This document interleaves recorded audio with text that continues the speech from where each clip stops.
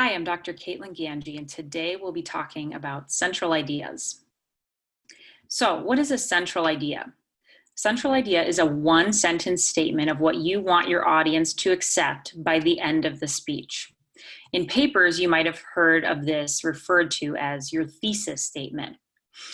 This is typically stated at the end of your introduction, and everything you say after this introduction should support that central idea.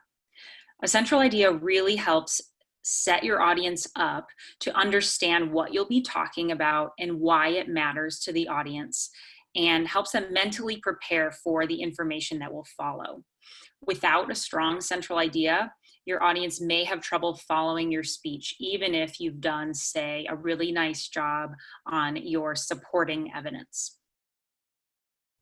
So, what makes a good central idea? There are a few elements to consider as you develop that central idea in your speech. First, your central idea needs to be clear.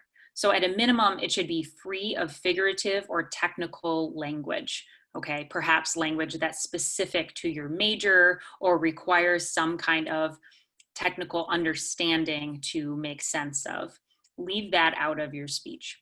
You also want to make sure that your central idea does not sound ambiguous or is written in a way that could be interpreted in more than one way.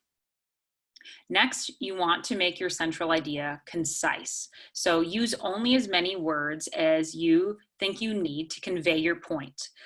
A central idea is not a great time for you to be poetic and overly wordy in the way that you write it. Third, you want your central idea to be controversial. And what we mean by that is that your central idea introduces some level of controversy about your topic of choice. That is, what is it that people maybe disagree on or misunderstand or maybe need more information about regarding your topic?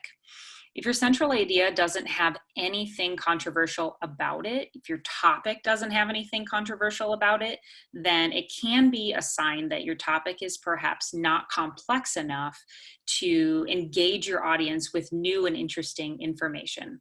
So that's something to consider as you are writing early drafts of your central idea.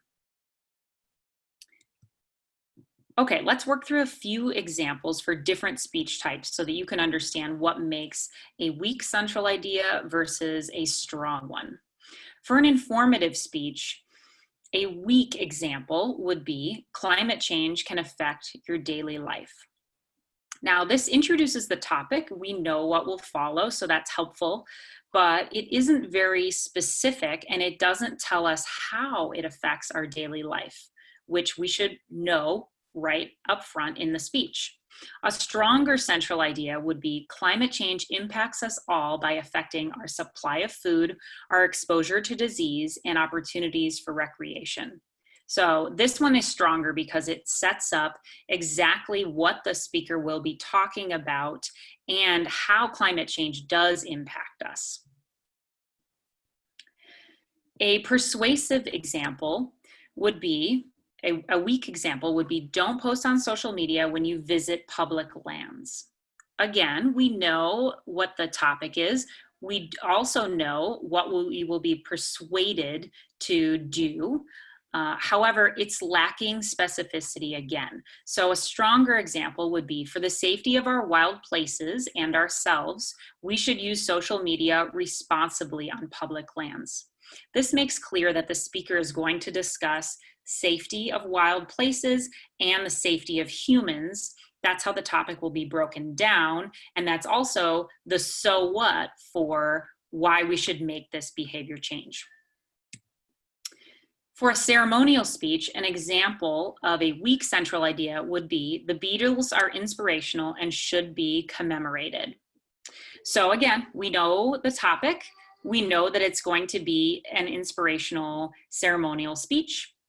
However, it's lacking a bit of information. A stronger example would be, given the trying times of COVID-19 we find ourselves in, I find it fitting to pay tribute to the Beatles by uncovering 3 lessons hidden in their music. In this example, we see what the three main points will likely be coming from out of this speech, okay? The three lessons from the Beatles' music. Okay, let's recap and cover a few tips for you as you move forward in developing your central idea.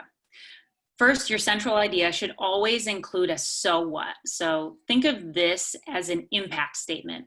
Why is it that we should be listening? Why should we care about your topic? Okay, if someone has to ask that question after they hear your central idea, then it isn't including that so what element.